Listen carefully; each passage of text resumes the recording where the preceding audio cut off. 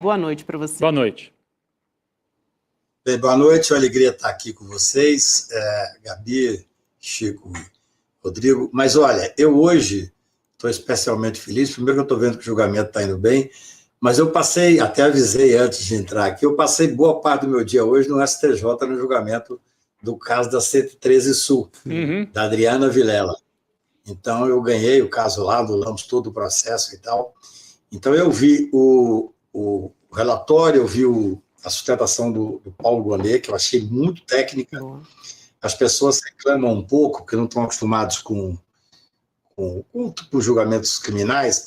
Em regra, o advogado tem uma retórica diferente, ele fala de uma forma um pouco mais emotiva, ele busca trazer, porque é uma coisa que, para vocês saberem, quem não é do direito, o advogado ele tem o direito de ter uma retórica diferenciada. Já falei isso da tribuna do Supremo, porque a amplitude da defesa constitucional é muito ampla, muito grande. É a que ele quiser, quase. Ele não pode mentir, tem que ser ético, mas ele pode construir e tal. O Ministério Público, necessariamente, ele tem que ser técnico e estar trazendo aquilo que rigorosamente está nos autos. Por exemplo, eu não gosto de quem lê defesa. Eu acho que perde muito quem vai para a tribuna para ler. Então, eu nunca li, eu levo no máximo um papel com uma, duas frases, assim, palavras escritas e tal. Mas não é incomum dos procuradores lerem. Então, o doutor Paulo Gonet, ele tem aquela voz, ele é muito tranquilo, ele é muito, eu diria, elegante e tal. Algumas pessoas me ligaram, eu vi as 2 horas que ele falou, falaram, Cacá, mas isso é estilo? Eu falei, é estilo, e no caso dele, acho que funcionou muito bem. Porque ele conseguiu ser técnico e não deixar nada de fora. Claro, estava escrito, ele ia ler. Então é diferente quando você vai para a tribuna para, às vezes, eu falo muito, o advogado fala depois do procurador, às vezes eu vou sem saber exatamente o que eu vou falar, sem saber o todo, né? Eu sei a linha, óbvio, conheço o processo, mas depende do que o procurador fala para eu poder rebater. É assim que funciona o direito criminal. Então, do que eu vi hoje, eu devo dizer para vocês que realmente eu fiquei boa parte do dia no STJ, foi um processo extremamente importante para mim, até para o processo penal mesmo. Claro que não se compara com esse processo histórico e tal, mas eu estava advogando lá, já que eu não topei pegar ninguém aqui no caso do golpe, eu tinha que advogar lá. Mas esse julgamento, pelo que eu vi hoje, pretendo ver se eu consigo ver parte amanhã, ele segue mais ou menos um rito, assim. No recebimento da denúncia, nós já comentamos sobre isso, os advogados, ninguém disse que não tinha crime, ninguém fez uma defesa tradicional, eu diria. As pessoas... porque tem uma coisa que a gente tem que ver, que hoje o ministro Alexandre, ao ler o relatório dele, ele comentou que teve 600 e tantas ação de não persecução penal. Vocês sabem que, para que a pessoa aceite fazer essa proposta de não persecução criminal, ele tem que confessar. Então, você tem 600 e tantas pessoas que confessaram que participaram do atentado. Às vezes as pessoas não se apercebem disso. A gente está acompanhando só o grande caso, que é o caso onde Bolsonaro fatalmente será condenado. Celso Vilar é um grande advogado, mas eu acho que é difícil ele fazer milagre. Mas você tem essas nuances do processo. Eu acho interessante o que eu estava ouvindo agora de vocês. O advogado, muitas vezes, tem a obrigação de se pegar num detalhe. Não, mas isso aqui não está comprovado e tal. Mas o que é o que interessa como um todo? A materialidade está absolutamente comprovada com mais de 1000 julgamentos. Os fatos em si, especialmente aquilo que deu a violência e tal, você tem 600 confissões, 600 pessoas confessaram para poder aderir. Então, o máximo que se pode fazer a esta altura, e eu elogio os advogados das tentativas que estão fazendo, é de tentar tirar o corpo fora, é de tentar dizer, não, quase assim, o crime... Eu vi hoje um advogado, colega, dizendo que ficou sensibilizado, que ficou muito contrariado no dia que viu a invasão ao Supremo. É um direito dele, é claro, é uma linha de defesa. Mas, assim, as questões estão muito muito provadas materialmente. As provas são muito fortes. Então, eu acho que a tendência vai ser amanhã, claro que com um pouco mais de emoção. O Celso fala muito bem, o cliente do Bolsonaro. É até muito interessante essa história de que o Bolsonaro, a menina que estava aqui antes, esqueci o nome dela. Juliana Dalpino. A Juliana dizendo que conversou com muita gente, que o Bolsonaro está doente, está isso e aquilo. Eu vi, não sei se vocês viram, uma entrevista do Valdemar há 2 dias atrás, sensacional. A repórter fez, para mim, um furo.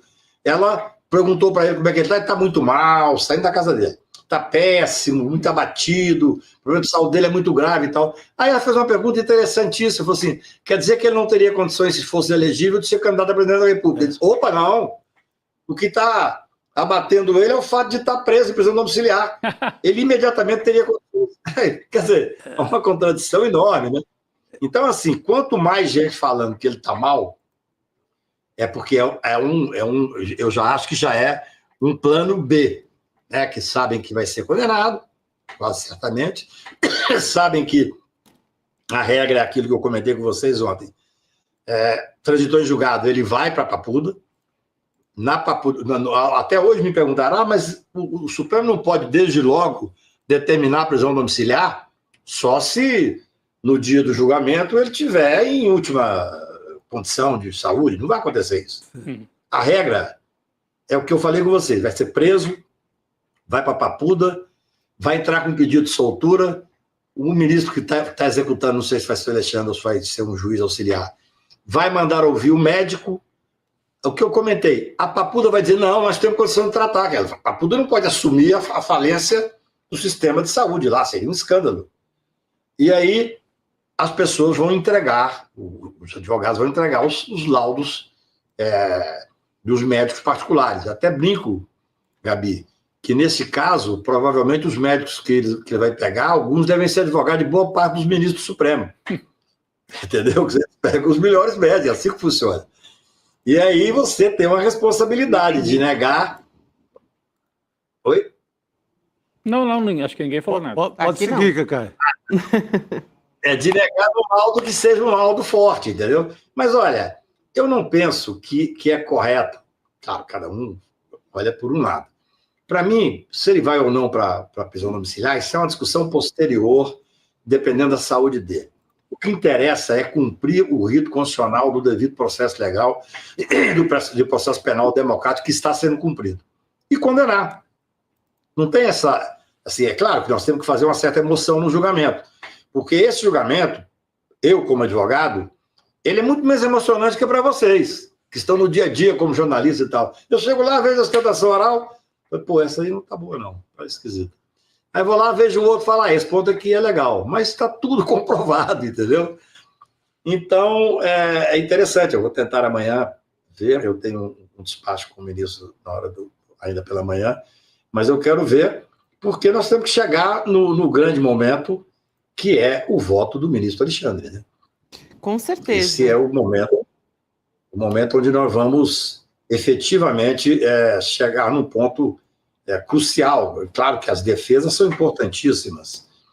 Hoje eu vi algumas defesas que, não vou dizer que deixaram de fazer defesa, fizeram de uma forma light, né? Talvez. Mas é difícil mesmo, tem 1.600 processos prontos. 600 e tantos que fizeram confissão. Generais que confessaram. Essa confissão do plano punhal verde-amarelo é algo assustador. Quer dizer, então eu acho que o processo corre dentro da normalidade. É bom, Cacá, a gente dar uma retomada aqui, a gente tem feito isso de tempos em tempos aqui, né, porque a gente teve a ordem, né, vamos dizer assim, desde o começo do dia que começou a se julgar essa ação penal contra o Bolsonaro, contra os demais réus também, 7 réus. Primeiro veio a leitura, né, do relatório do Alexandre de Moraes e o entendimento, até por parte de outros ministros também, foi que o Moraes, o objetivo ali, ele estava tentando defender o Supremo Tribunal Federal, e acho importante justamente porque é um contexto de ataques externos. Teve até uma fala política ali na abertura, né? Política no sentido geopolítico, até quase, institucional, melhor dizendo. Institucional e rechaçando intervenções de fora e de dentro do Brasil também, né? Teve isso. Além do resumo, né? Fala, Cacai. Está sendo, inclusive, complicado, né? Porque isso foi feito antes do relatório. Eu ouvi e li em vários lugares dizendo assim, mas ele está fazendo um discurso político no dia do julgamento. E, para ser sincero, não é usual. Certo? Aquilo não estava inserido, vocês notaram, evidentemente, no relatório. O relatório dele foi técnico, foi bom. Sim. Eu até tinha comentado com vocês que achava que a regra era dispensar o relatório. Não ler, né? Em quase todo o caso. Mas eu ouvi um professor com quem eu debati hoje de manhã, falou uma coisa interessante. Cacai, para você que está no dia a dia acompanhando esse julgamento, o relatório é desimportante. Para o advogado, que evidentemente sabe muito mais do que eu, o caso concreto, é desimportante. Mas o Brasil inteiro vai estar vendo o julgamento. Exato. Então, acho que sobre esse aspecto, o ministro Alexandre acertou. Quer dizer, ele leu o relatório, ele posicionou o que vai acontecer no processo para todas as pessoas que, evidentemente, não têm tempo e nem... às vezes, interesse, a não ser agora, no momento do julgamento. Então, foi bom. Eu achei que, sobre esse aspecto, o ministro Alexandre fez o correto ao ler o relatório. E aí, na sequência, também, aqui para retomar, a gente teve a fala do Paulo Gonet, justamente a acusação do Paulo Gonet. E a gente já ressaltou aqui, mas vale a pena também reforçar, que a fala mais forte do Paulo Gonet, do PGR, foi no sentido de dizer, olha, para configurar golpe não precisa de assinatura do presidente, né? O fato de ter aquela reunião já configura um golpe. Então, essa foi uma fala muito forte. Depois vieram as defesas. E a primeira foi a do Mauro Cid. Acho que talvez uma que tenha mais destaque seja essa, porque eles estavam reforçando a importância ali da delação premiada, validar, né? Que a delação... Manter a delação premiada. Manter a delação premiada. A gente ouviu os demais advogados e ainda tem 4 advogados que vão falar amanhã, incluindo a do Bolsonaro. Mas, Cacai, teve um trecho ali que chamou a nossa atenção, e a gente queria até retomar aqui, porque o advogado do Ramagem, ele tomou um pito da Carmen Lúcia, porque ele disse que a discussão de voto auditável é uma discussão legítima. E a Carmen Lúcia, ela fez uma interferência ali, ela fez uma fala muito importante. Acho que vale a pena a gente retomar esse trecho aqui, a gente assistir para voltar a conversar. Vamos lá. Se me permite, eu queria apenas fazer não propriamente uma indagação, enfim. Pois não.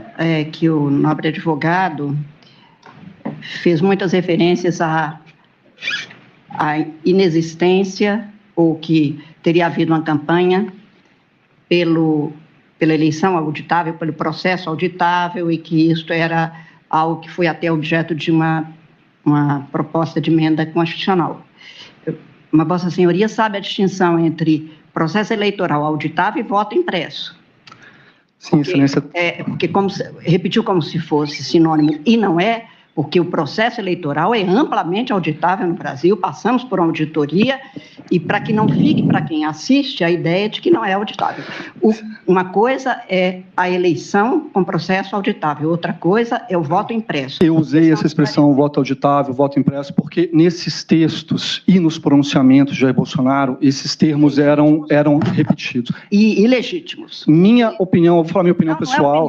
Não é opinião, a meu entendimento pessoal. O fato é que o processo eleitoral brasileiro é amplamente auditável. Ponto.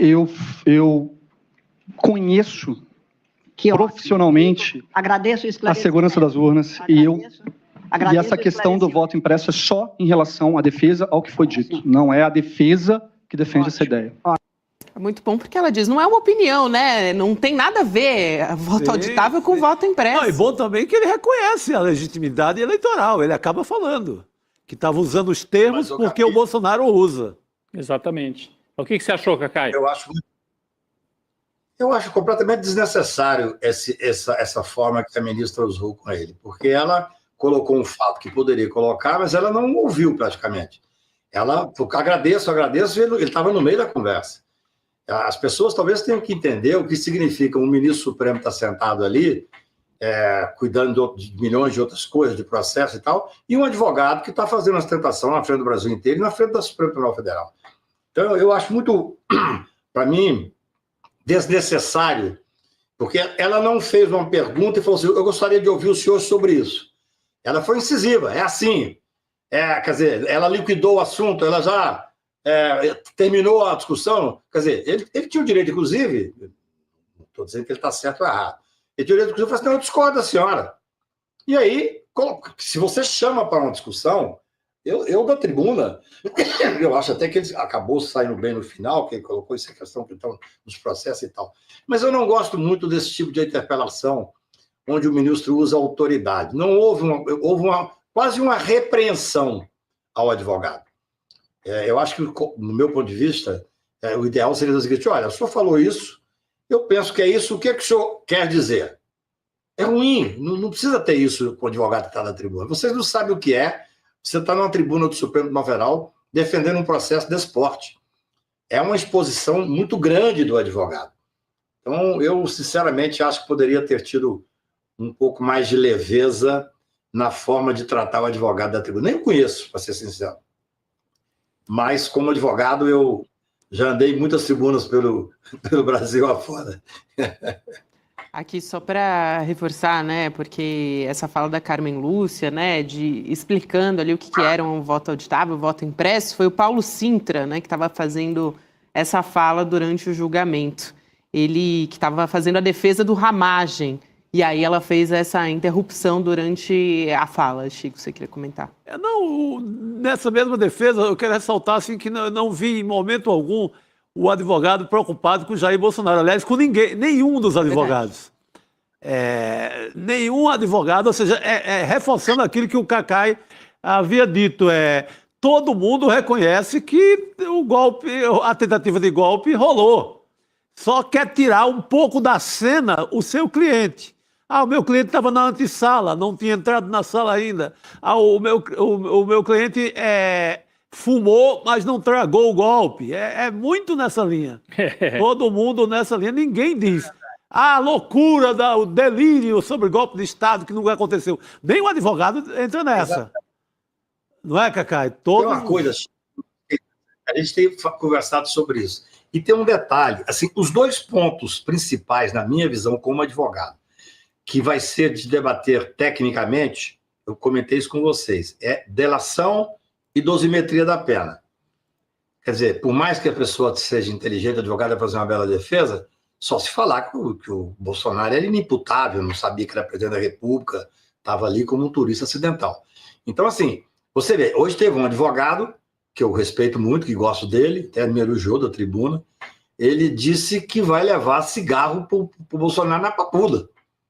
Então, assim, é um reconhecimento que o caminho do cidadão é ser condenado. Você imagina, isso é porque eles estão sendo processados, um dos crimes é a organização criminosa armada, e para ter uma organização tem que haver uma série de distribuição de tarefas e tal. Quando você reconhece que o líder vai ser processado, vai ser condenado, você, de certa forma, está abrindo a porteira para haver a condenação dos demais que estão processados por organização criminosa. Mas eu entendo que o processo é de defesa muito difícil e o que vai ser mais interessante, especialmente para nós advogados, é ver a discussão sobre delação e a discussão sobre dosimetria da pena. O que deve acontecer, bom, tinha muita gente que achava que poderiam acabar sustentações orais já nesta terça-feira, no primeiro dia do julgamento. Ficou para cá. Amanhã não vai ter o voto do Alexandre de Moraes, né? Porque são 4 advogados para falar. Se cada um... Tem uma hora cada um. Uma hora cada um, das 9 até a hora do almoço, né? E amanhã não tem o período da tarde, amanhã é só pela manhã. Então, quarta-feira, amanhã, portanto, só as sustentações dos 4 advogados, inclusive essa importantíssima do Bolsonaro. E do Braga Neto também é importante, está preso, um general preso. Então, o voto do Alexandre de Moraes vai ficar para terça-feira da semana que vem. Então, o momento que a gente vai realmente entender o tamanho da pena e tal, se é que o Alexandre de Moraes já vai trazer isso logo no voto, mas pode ser que sim, vai ser na terça-feira pela manhã, vai ser o momento do voto do Alexandre de Moraes. Já podemos cravar isso. Terça-feira pela manhã. Dia 9, então, de setembro. Dia 9 de setembro, terça-feira pela manhã, o voto do Alexandre de Moraes, relator do processo e da ação penal, melhor, e na sequência, os votos dos demais ministros. Exatamente. Temos calendário. Isso me preocupa de certa forma, porque assim, se tivesse feito uma coisa um pouco mais agilizada, nós não passaríamos o 7 de setembro no meio desse ato aí, entendeu? Mas eu acho que está indo muito bem, eu não estou vendo nenhum tipo de manifestação. Conversei com quem esteve lá hoje, vocês também, evidentemente, com segurança, com tranquilidade, porque é claro que foi criado uma série de preocupações de segurança, vocês mesmos deram isso, e era normal, tem que ser assim num processo como esse mesmo. Então, assim, como ele leu, ele gastou 2 horas para ler o relatório, e acho que foi bom, foi muito explicativo. Eu ouvi de pessoas que falaram, pô, Cacá, realmente o relatório explicou, assim, eu entendi o caso agora. Sim. E depois veio a sustentação do Procurador-Geral, que foi absolutamente elucidativa, técnica, precisa, foi muito, muito importante a sustentação. Então agora tem que cumprir os ritos, né? Vai ter que ter a sustentação e o julgamento vai ser na semana que vem. É isso. Agora eu acredito que possa ter havido um cálculo do mundo deixar para depois. E você não deixa o 7 de setembro contaminado com a sentença. Porque se o Alexandre de Moraes julgasse amanhã cedo, não desse o voto dele amanhã cedo... 7 de setembro incendiado com a sentença. Com a sentença do Xandão. A sentença porque era o voto do Xandão. Isso. Então você dá, de alguma maneira, mais leveza política à parada. Pode ser isso. Eu acho que a observação é perspicaz mesmo. Você vai terminar o 11 de setembro com a palavra da defesa, né? Com a ilusão de que tem defesa. É uma coisa interessante. Eu gosto de você por isso, Chico. Você é muito rápido. Boa, garoto. É isso. Bom, bem. Bom ter você aqui com a gente, Cacai. Amanhã também, com certeza, a Cacai vai estar de olho aí nas defesas também, né? Nas sustentações orais que ainda vem pela frente. A gente volta a conversar. Obrigada, Cacai. Um abraço grande, querido. Eu sei que hoje não interessa para vocês, não, mas a vitória que nós tivemos no STJ hoje, anulando o processo da Adriana Vilela, do crime da 113, foi absolutamente fenomenal. Um abuso por parte da polícia de Brasília, um abuso por parte do Ministério Público, uma condenação injusta. Então, foi uma vitória extremamente importante, não só para Brasília, mas para o processo penal. Obrigado, gente. Parabéns, Cacá. Parabéns, Cacá. Aliás, ele está falando da condenação da arquiteta Adriana.